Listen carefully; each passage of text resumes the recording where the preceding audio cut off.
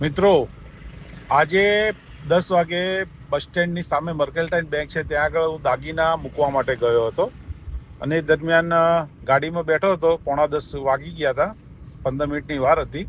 એટલે એક જણ આવીને મને ટકોરા કરી અને કે સાહેબ નીચે પૈસા પડી ગયા છે. મેં કીધું ભાઈ મારા તો નહીં, પણ જોયું તો 15 નોટો 10ની, 20ની, 50ની પડી હતી. એટલે કોઈ હતું એટલે મને એમ કે લાવ ને હું લઈને છોકરાઓ માટે વાપરી દઈશ. એટલે મેં પૈસા લેવા જેવા ઉતર્યો એવો મારી બાજુમાં લગભગ 20 લાખના દાગીના પડ્યા હતા અને બીજી 3-4 બેગો હતી. એટલે પેલો ભાઈ એ બાજુ આવી અને ખોલવાની કોશિશ કરી. મને મગજમાં તો ચાલ્યું કે આ કંઈક શું ચાલી રહ્યું છે એમ, પણ એ લઈ શક્યો નહીં. પછી હું ગાડીમાં જ બેસી રહ્યો, બાપુને ફોન પણ લગાવ્યો અને એ લોકોએ કોશિશ કરી દાગીનાની બેગ લેવાનો, પણ મેળ આવ્યો નહીં. પછી એ બેંકની બાજુમાં દરવાજા આગળ ઊભો રહ્યો એટલે પાછો એ આવ્યો ને બિસ્કિટ ખાઈ અને મારા ઉપર થૂક્યો. અને પછી એનો એક માણસ આવીને એમ કહે છે કે સાહેબ તમારા ઉપર કંઈક પડ્યું છે.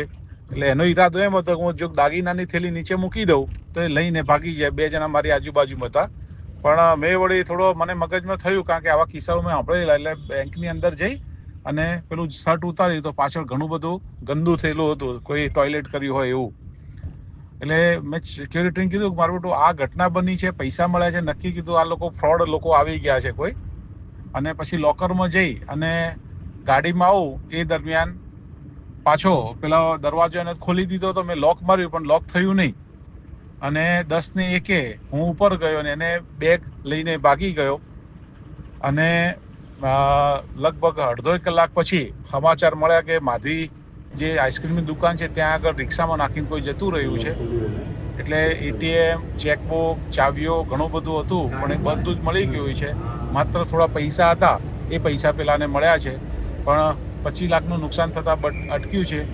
એટલે વિજયલાલ અને મોન્ટુ FIR કરવાની છે અને આ બાબરી છે 4 જણની ટુકડી છે. એટલે મારા સાથે તો હું બચી ગયો, પણ આવી ઘટના ન બને ને એ માટે હું FIR કરાવવાનો છું. એટલે હમણાં બપોર પછી હું તમને મળી. બેગ લઈ લીધી, બેગ એક જ બેગ લીધી છે.